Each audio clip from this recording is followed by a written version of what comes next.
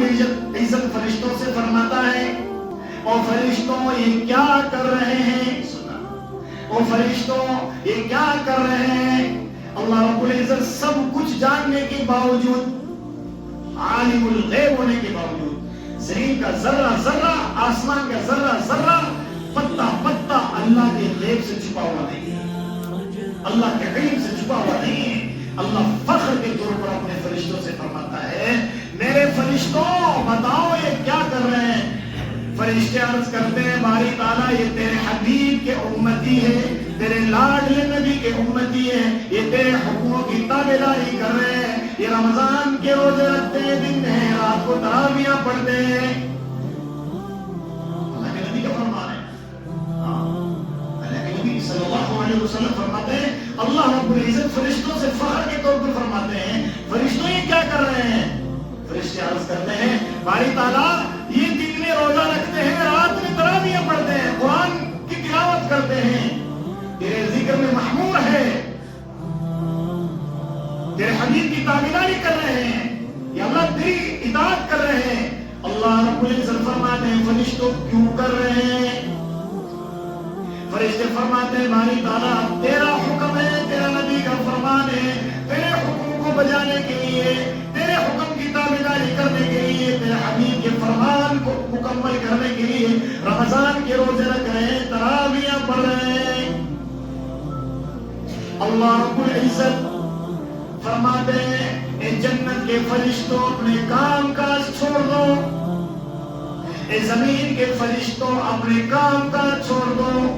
اے عرش کے فرشتوں اپنے کام کاج چھوڑ دو، اتر جاؤ زمین پر میرے حبیب محمد رسول اللہ صلی اللہ علیہ وسلم کے روزے داروں کی دعاؤں پر آمین کہو۔ سبحان اللہ بھی نہیں سبحان، اتر جاؤ زمین پر اور میرے حبیب محمد رسول اللہ صلی اللہ علیہ وسلم کے جو روزہ دار ہیں وہ جو دعائیں کر رہے ہیں میرے لیے جو مجھ سے جو مانگ رہے ہیں اس پر تم آمین کہو۔ اور اسی پر بس نہیں، نماز پڑھ لی، حج کر لیا، زکات دے دی، فرشتوں کو حکم ہوا یہ نمازی اس کو جنت دے دے، اس کو جنت کی حوریں دے دے، اس کو جنت کے محلات دے دو، اس کو جنت کی نہریں دے دو، مشک اور عنبر کے بنے ہوئے محلات دے دو، زعفران اور مشک کے غارے سے بنا ہوا محل دے دو، جنت کی حوریں دے دو، جنت کے درجات کو دے دو۔ جب روزہ دار آتا ہے اللہ رب العزت فرماتے ہیں میں جنت کا بدلہ، میں نماز کا بدلہ فرشتوں سے دلواؤں گا، حج کا بدلہ فرشتوں سے دلواؤں گا، زکات کا بدلہ فرشتوں سے دلواؤں گا، رمضان کے روزے تو نے رکھے ہیں رمضان کا بدلہ میں خود ہوں، مانگ میرے بندے کیا مانگتا ہے، میں تیرا رب تجھے دینے کو تیار ہوں، مجھ سے مانگ تو صحیح، میرے سامنے ہاتھ اٹھا تو صحیح، تو نے روزے میرے لیے رکھے، تجھے اختیار تھا، میں نے تجھے پیٹ دیا، تیرے پیٹ میں بھوک کا تقاضا تھا، تو اپنی بھوک ملا سکتا تھا، میں نے تجھے آنکھ دی تو اپنی آنکھ سے روزے کی حالت میں بدنگاہی کر سکتا تھا،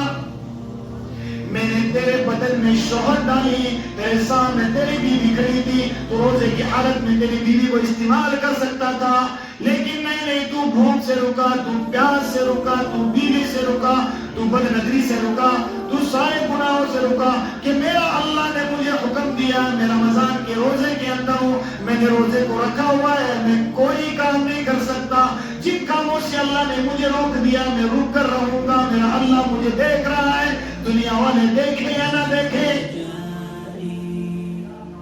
تو یہ روزہ آدمی کو متقی بنانے کے لیے ہے، اللہ سے ڈرنے والا بنانے کے لیے ہے، اللہ کا خوف اپنے دل میں پیدا کرنے کے لیے ہے۔ علماء فرماتے ہیں، لکھتے ہیں کہ رمضان کا مہینہ یہ جو آتا ہے یہ سروس کے لیے آتا ہے، گاڑی چلتے چلتے اس میں جنگ آ جاتا ہے، اس کا انجن خراب ہو جاتا ہے، تب اس کو سروس کے لیے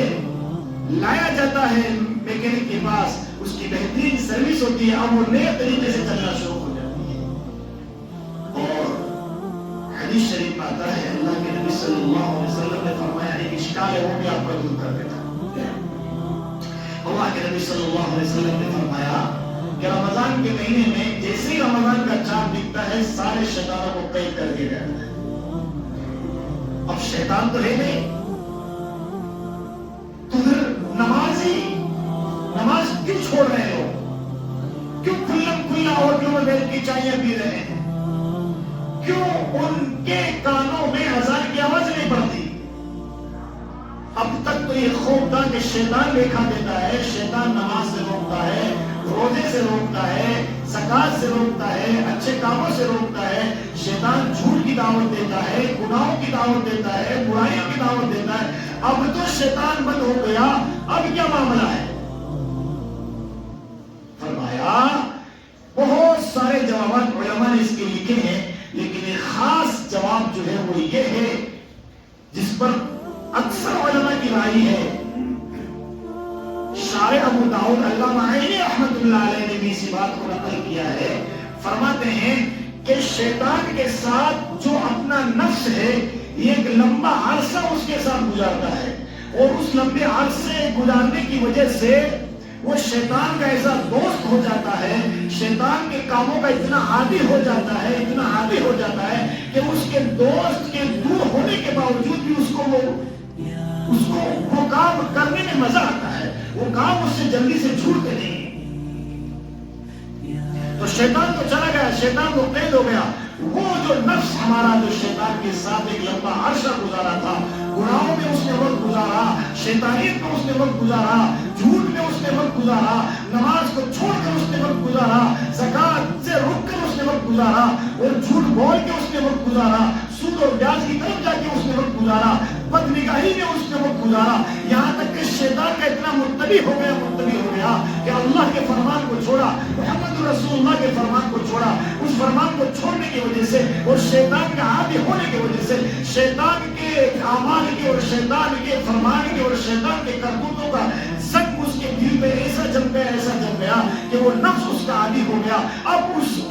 کا نفس یہ کہتا ہے کہ مجھے وہی کام کرنے ہیں جو شیطان کرواتا تھا۔ اب اللہ کا قرآن کہتا ہے، اللہ کا نبی فرماتا ہے کہ چلو شیطان چلا گیا ہے، اب اس نفس کو اللہ کے تابع کرو، اس نفس کو محمد رسول اللہ کے تابع کرو، اس نفس کو متقی بنانے کے لیے، اس نفس کو اللہ کا تابعدار بنانے کے لیے، اس نفس کو محمد رسول اللہ صلی اللہ علیہ وسلم کا تابعدار بنانے کے لیے رمضان کا مہینہ آیا ہے۔ اس کا جنگ ختم کر دو، اس کی جو عادت ہے شیطان والی وہ ختم کر دو، اس کو بھوک کی بٹھی میں اتارو، اس کو رمضان کی تراویح پڑھ کر اس میں اتارو، تاکہ ان تکلیفوں کی وجہ سے اور رمضان کے روزوں کی برکت سے، تراویحوں کی برکت سے اور تلاوت کی برکت سے یہ نفس شیطانی کام چھوڑ کر اللہ اور اس کے رسول صلی اللہ علیہ وسلم کے اعمال